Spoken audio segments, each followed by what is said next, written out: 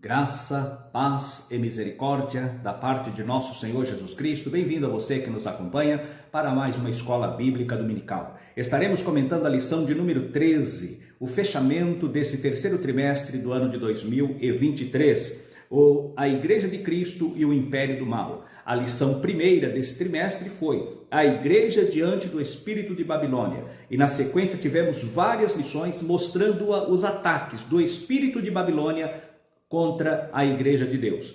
Depois nós aprendemos sobre como cultivar a nossa convicção, também a renovação interior, como cultivar a nossa convicção e sendo a Igreja do Deus vivo. E agora, nesta lição, a última lição, o mundo de Deus no mundo dos homens. Esse que vos fala é o pastor Antônio Dias e eu convido a você, se ainda não for, inscreva-se no canal, registre notificações, registre aí o seu gostei, compartilhe e vamos divulgando a palavra do Senhor Jesus Cristo.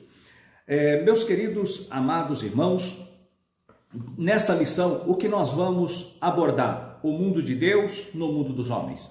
Primeiramente, qual é a diferença entre reino e império? Qual é a definição de um e de outro?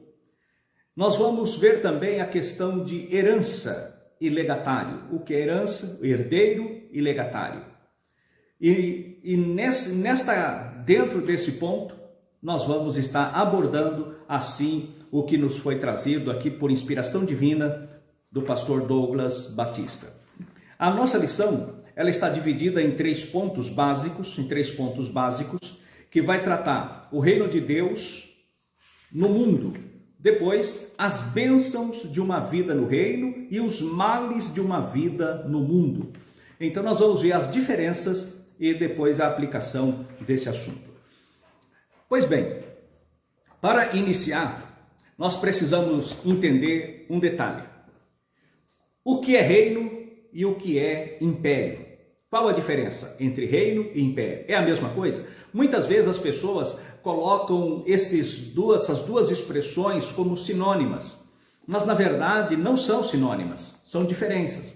Quando você fala de império, vamos para o texto sagrado, para a Bíblia Sagrada. Nós vamos encontrar o Império Assírio, que foi durante um período longo, o Império Babilônico, o Império Medo-Persa, o Império Grego, o Império Romano. E essas pessoas que conquistaram o mundo, eles não cultivavam a mesma cultura, a mesma fala, a mesma língua, os mesmos costumes. Não. Então, o imperador é aquele que invade uma terra que não é sua, invade uma localização que não lhe pertence e a toma e a conquista pela força e pelo engano. Pela força, pelo engano, pela traição, pela maldade. Então ele vai e conquista aquele povo e faz daquele povo o seu vassalo, transforma ali subjugado pelo seu império. Foi o que aconteceu no caso de Napoleão. Ele lá na França, mesmo na França, havia um reino na França. Mas aí ele fala, me dê 100 homens de guerra e eu conquistarei a Europa para a França. Na verdade, ele implantou, tornou-se o imperador da França e conquistou praticamente toda a Europa para a França. Pois bem, isto é império. E o que é reino? O reino, ele está ligado ao mesmo povo, à mesma etnia, aos mesmos costumes, aos mesmos princípios, ao mesmo padrão étnico e moral e também questão cultural e questão de fé. Isto é um reino que ele tem identificação com o povo sobre o qual aquele monarca vai governar. Então essa é a diferença.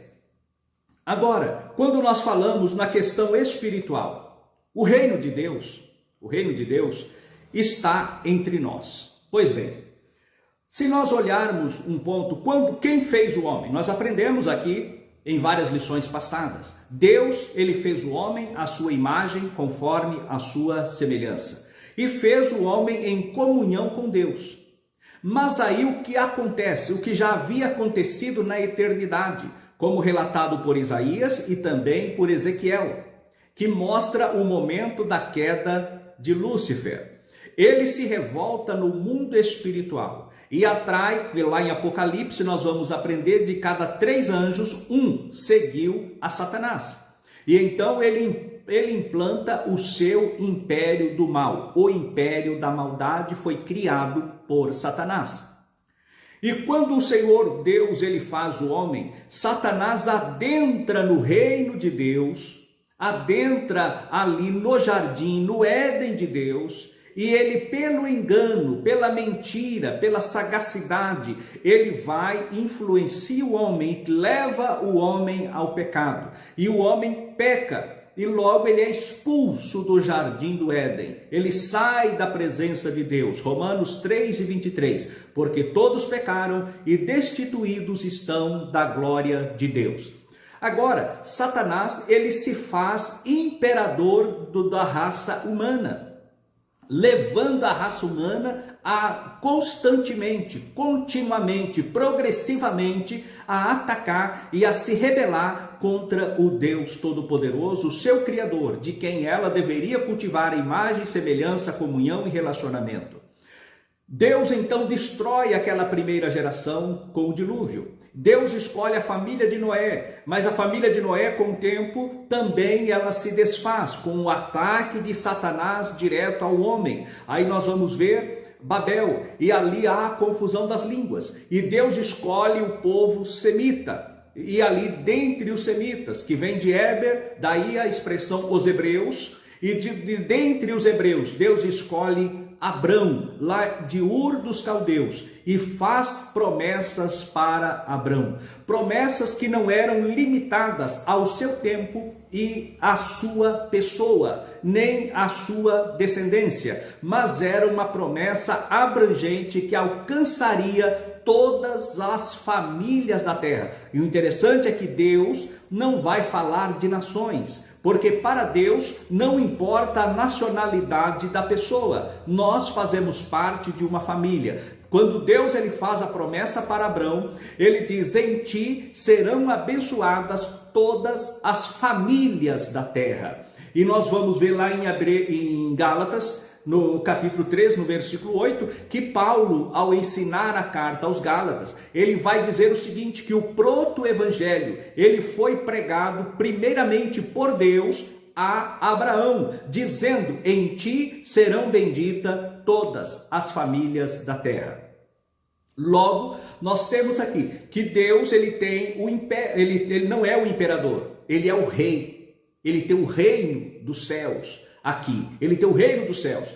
E nesta linhagem de Abraão, Deus escolhe então ali para formar a nação de Israel. E Israel era para ser uma nação de reis e sacerdote para conquistar todas as famílias da terra pela bênção e pela palavra da salvação.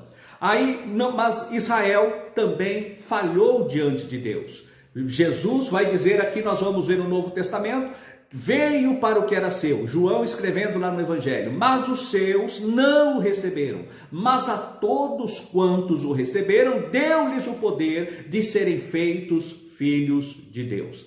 Aí nós vamos ver o propósito de Deus.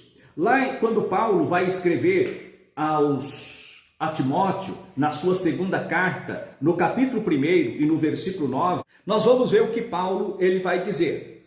Ele vai dizer assim, que nos salvou e chamou com uma santa vocação, não segundo as nossas obras, mas segundo o seu próprio propósito e a graça que nos foi dada em Cristo Jesus, antes dos tempos eternos. Ou seja, o Senhor nos chamou antes, o projeto de Deus é anterior. Quando Deus criou o homem, que Deus formou, que Deus fez, que colocou no jardim do Éden, Deus já sabia do ataque de Satanás, que não seria um ataque qualquer, mas seria um ataque terrível, capaz de tirar o homem da posição que o Senhor havia colocado. E quando Deus faz o homem nesta fragilidade, porque os anjos já haviam caído, E agora Deus sabia também que o homem cairia, mas dentro desse ponto, Deus já havia preparado no seu conselho eterno, Pai, Filho e Espírito Santo, definiu neste conselho eterno que o Filho viria à terra para fazer-se semelhante aos homens. O homem que fora criado semelhante ao Deus vivo e poderoso. Agora, depois da queda, Deus faz o caminho inverso. Envia o seu filho, nascido de mulher, para que tomasse no ventre de Maria a semelhança, como disse Paulo aos Romanos. Ele veio na semelhança da carne do pecado, para que na carne condenasse o pecado na carne. Romanos 8:3. Então nós vamos ver que o Senhor Jesus, ele tomou a forma humana para condenar o pecado. E agora, o que acontece? Nós temos o império e temos o reino. O império que domina a mente e o coração humano é de Satanás, é o espírito das trevas, que leva o homem continuamente em rebelião contra o seu Criador. Então o inimigo leva o homem sempre a confrontar com o Deus Todo-Poderoso. Mas o que Deus faz? Deus envia o seu Filho amado, Jesus Cristo, para que viesse agora no reino que é seu. No reino que é seu. Para implantar agora o reino dos céus na terra através dos homens, na vida dos homens. E quem são esses homens? Hoje, a igreja. Israel falhou, mas agora Deus levanta a igreja para que na igreja fosse manifesto o Espírito de Deus, a presença de Deus, o reino de Deus, como nós vamos ver na primeira carta de Pedro, no capítulo 2 e no versículo 5 e também no versículo 9. No versículo 5 vai falar que somos pedras vivas, edificada casa espiritual para a morada de Deus em espírito. E no versículo 9, que ele fez de nós reino de sacerdote, um sacerdócio real, um sacerdócio santo, para que pudéssemos servir a esse Deus Todo-Poderoso. Aqui nós vemos, primeiramente, Satanás invade o reino de Deus e conquista pelo engano, pela mentira, pela falsidade. Agora, o Senhor envia Jesus aqui neste império de Satanás, para que neste império de Satanás ele fizesse uma missão de resgate. Uma missão de resgate. E qual é a missão de resgate? Vir e conquistar o que já era seu, a humanidade que já pertence a Deus, para mostrar a esta humanidade que ela está enganada, que ela foi enganada pela sutileza de Satanás. E o Senhor Jesus vem, ele vence o pecado, ele vence a morte, ele vence todas as coisas e nos faz uma promessa, a promessa de vida eterna. Quando nós vamos para Hebreus, no capítulo 9, nós vamos encontrar ali sobre o primeiro e o segundo testamento. E fala dali da morte do testador. Enquanto o testador vive, o testamento não tem validade. Mas quando o testador morre, então ele passa a ter validade. O Senhor Jesus morreu na cruz e ele então nos legou uma promessa de vida eterna. É o que diz aqui na nossa lição. Primeiramente, nós temos aqui um reino de Deus no mundo, que é a igreja de Deus. Agora, qual é a bênção? A bênção desta vida, né? Qual é a bênção que nós legamos, né, por estar no reino de Deus? Qual é? Remissão dos pecados e também adotados e herdeiros de Cristo. Por Cristo Jesus, nós vamos ver aqui, mas agora somos filhos reconciliados em Cristo. Colossenses 1:21. Então, nós fomos reconciliados com Deus através de Cristo Jesus. Ele tira a inimizade que havia entre o homem e Deus, entre a criatura e o Criador, e nos liga de volta ao Criador através do seu sacrifício, através do seu sangue que fora derramado ali na cruz do Calvário.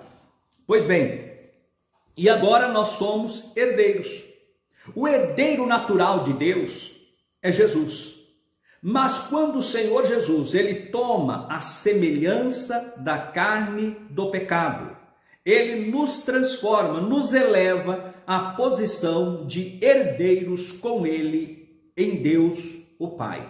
E não somente isso, mas também nós trazemos a imagem de Cristo, Romanos 8 e 29. Nós trazemos a imagem de Cristo, também herdeiros de Deus por Cristo Jesus. Nessa herança está inclusa as promessas que Deus fizera a Abraão: remissão, filiação, herança, louvor e glorificação. Então Deus, ele nos eleva a um patamar através destas promessas decorrentes aqui da bênção, da herança, de fazer parte deste reino glorioso que é o reino de Deus. Mas também, nós sendo do reino de Deus, não podemos ignorar que estamos vivendo neste império, vivendo aqui neste mundo dos homens. E o mundo dos homens está dominado, está sendo conduzido por Satanás. Como alguém, não vou citar aqui o nome porque eu posso errar, que dizia que há uma locomotiva, né? Só que as pessoas estão fazendo festa nos vagões de trás, só que não sabe quem está conduzindo, o piloto lá, o maquinista desta locomotiva é Satanás. Porém, eu tenho uma outra colocação para isso. É certo que o mundo está sendo dominado pelo império das trevas. É certo que a Bíblia vai dizer que o mundo jaz no maligno. Lá em João, no capítulo 5, vai dizer: o mundo jaz no maligno. É o mesmo, essa expressão do grego, jaz no maligno, é o mesmo que o mundo está sendo ninado nos braços de Satanás. Isso é verdadeiro. E o Senhor, lá, Paulo vai escrever aos Coríntios, né, que ele vai dizer o seguinte, que o mundo, né, está sendo conduzido, está ali no comando do próprio Satanás. Ele vai dizer isso, que o Satanás, ele se tornou o Deus desse século. Ele se tornou aquele que comanda todas as coisas neste mundo tenebroso. Mas eu quero dizer algo no tocante à história. Nós temos a palavra de Deus. Nós temos a palavra de Deus.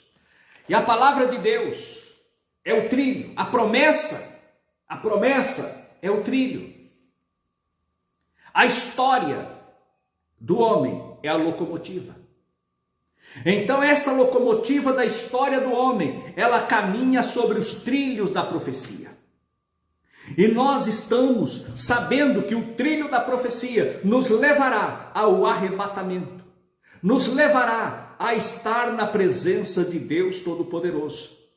E esta é a esperança da igreja. Nós não podemos viver neste mundo, ele está escravizado por Satanás, porque o império escraviza. O império cobra tributo. Quando alguém foi questionar com Jesus se era lícito ou não pagar imposto a César, ele diz: dê a César o que é de César e a Deus o que é de Deus. O dinheiro pertence a César, dá a César, mas as almas pertencem a Deus.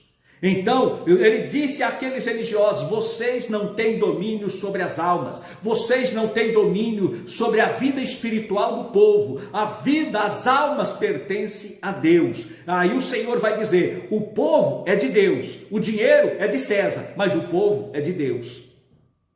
E hoje nós estamos vivendo este quadro, estamos vivendo esta situação. Que muitos estão agindo como aqueles religiosos daquela época. Aqueles religiosos daquela época estão atuando hoje, fazendo da igreja um império. Mas a igreja não é império de homem. A igreja não é império dos homens. A igreja é o reino de Deus na terra. Porque o reino de Deus na terra, ele é manifesto através de salvação, através de cura, de batismo com o Espírito Santo, das bênçãos da promessa. É dada aqui, a igreja de Deus, ela é manifesta. E eu e você somos filhos de Deus, e não filhos da ira, e não filhos da condenação eterna. Hoje estão dizendo que que você falar do filho do diabo e filho de Deus é intolerância religiosa. Não, quem disse isso foi Jesus. Quem pratica essas coisas está segundo o mundo é filho do diabo. A paternidade espiritual é Satanás,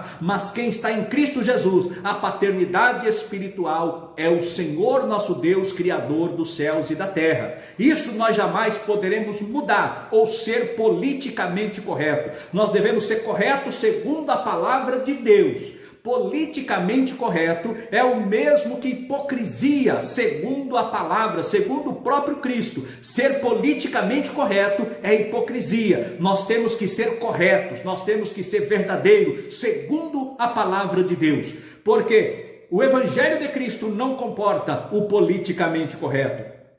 Os judeus aguardam um reino literal. Eles aguardam ainda esse reino literal, e esse reino literal será manifesto através da pessoa do anticristo, e eles o abraçarão. Mas a igreja de Cristo, nós temos o nosso reino espiritual, o nosso reino espiritual em Cristo Jesus.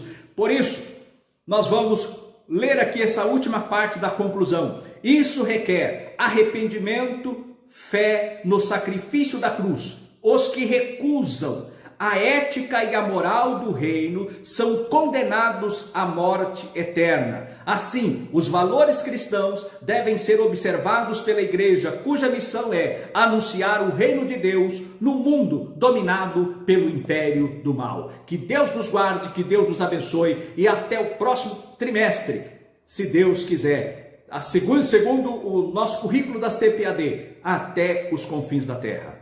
Amém.